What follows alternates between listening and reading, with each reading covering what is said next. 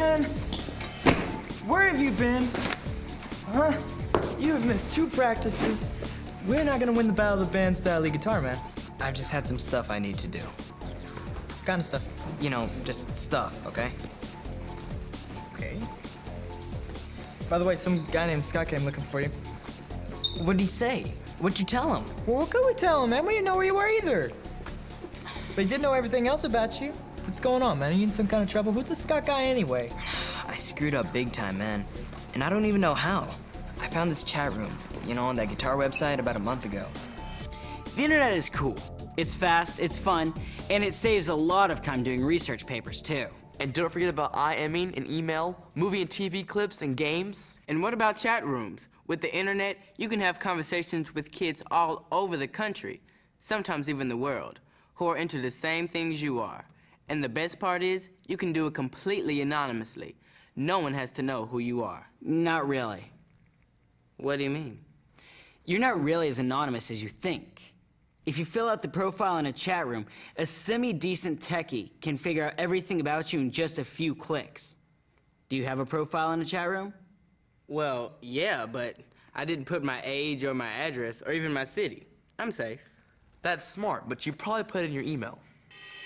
Based on your user profile, almost anyone can find out your email. After they get your email, they can access the content of any emails you've sent to people in that chat room or user group. Those emails might have personal information that you shared without realizing. Not just the obvious things like telephone number or address, but little clues like time zone or state, relatives' names, sports team you play for, local landmarks, or memberships in local organizations. These are seemingly small details that can be combined to track your location. Here's the thing, you never really know who you're talking to online. You don't know what's real about them or false. You don't know what they really want, and you don't know them. If you don't protect yourself, you could be at risk. Here, take a look at Brian's story so you can see what we mean. See if you can recognize the warning signs and think about what you would have done if the situation happened to you. I found this chat room on that guitar website like about a month ago. I mean, it was awesome. Everybody was so into their music. And this Scott guy, man, he's in the business. He does audio for concerts all around the country. I mean, he knows everybody. Plus, you know, he was really into guitar, too. Okay, so what? Well, he asked for my email, you know, just so he could send me some music links and stuff. He was asking me where I took my guitar lessons and, you know, what part of town I lived in. You know, just stuff. I really didn't think it was that big of a deal. And he said he was interested in our band, too, man. He said he could do a demo for us, for free. What? Really, man? That's awesome. Yeah, I know, that's what I thought. He even said he had this massive guitar collection, all autographed and everything, man. He sent me pictures. Oh, I thought he was the real deal. And then he was asking me if I wanted to come over and see them, in person. You know, to come to his house. I asked if you guys could come along, but he said his apartment was too small and his neighbors would, like, freak out if too many people came in at one time. I thought he was the coolest guy I'd ever met. I didn't want to blow it. What a stupid move.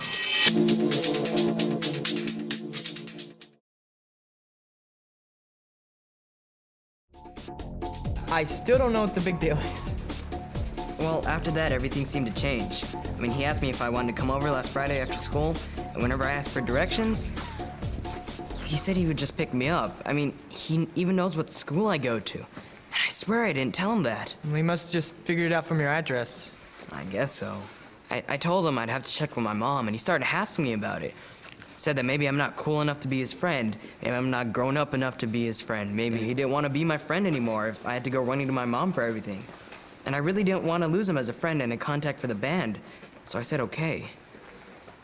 And then he started sending me these emails with unbelievable pictures. Unbelievable how? Just nude pictures of girls and guys, you know, Yeah. film clips and Of? people doing it, okay? Just all kinds of sex. Just porn. Just all of a sudden from some guy you don't know. Wow, the pictures must have been great then, right? Yeah, but no, look, okay, there's something weird going on here. It's not just the pictures of the sex. He made some comments like he was coming on to me.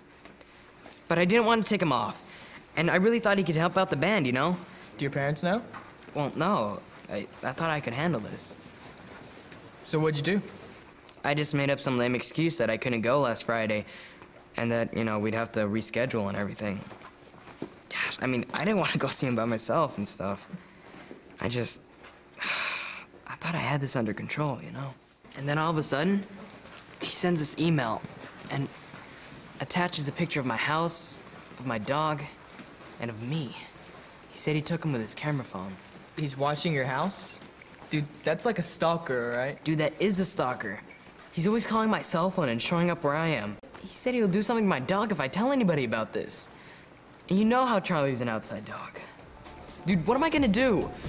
I mean, I thought I could handle this. I thought he would just go away. But every day it just gets worse and worse.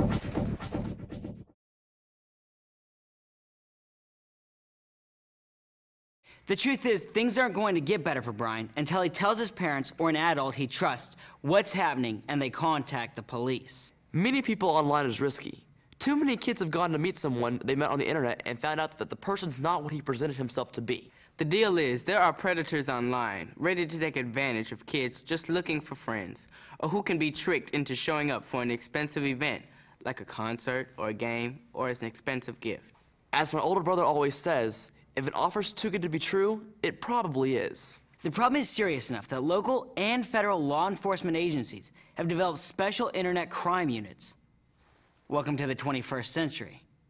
So here's a reality check to keep us all out of trouble when we're online. Recognize that no matter how many emails you've sent back and forth, you really don't know who you're talking to in the chat room. No one you first meet online is your friend, and he may not even be who he says he is. Check first with your parents or the adult in charge before changing your plans or going anywhere. Recognize that situations where others are not around to help are more risky than public areas. Never give out any personal information on the internet. With just a phone number, a person can find out your address, your school, and other personal information in a matter of minutes. Resist by not responding to any online communication that makes you feel uncomfortable, scared, or even confused. Never meet someone you've met online in person without discussing it with your parents first. When you feel threatened or uncomfortable, say, "No, I don't want to do this," in a strong voice. Don't stay if you don't feel safe. If you can't walk to a safe place, get help from a neighbor or a nearby adult with a phone. Knock on the door and ask them to call your parents or 911. Then wait outside. Call 911. Any cell phone or payphone will complete a 911 call without money. If you feel threatened, bullied, or scared by a person you met online, report. Tell your parents or a trusted adult immediately. When it's time to tell, you should report to a trusted adult anything that hurts you or makes you feel scared, or that you feel is wrong. You may be able to tell your parents. Other adults you may trust are another adult family member, school teacher or counselor, your doctor, or your religious advisor. In many communities, there are helplines to call if you are unsure about what you should do. If you are ever in this kind of situation, it is very important to tell someone so that you can stop the abuse and get some help. If you feel it's an emergency and you don't know who to trust, call 911 or the police. Then tell what happened. Don't worry about the words. Just tell what happened. And remember, it's not your fault. Even if you may have done something that you know is wrong, a predator is a predator.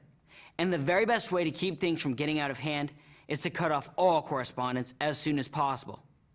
Tell an adult and let that adult report the online perpetrator to the police. Telling does not make you any less of a person. It means you're mature enough to know when you need help to handle a dangerous situation.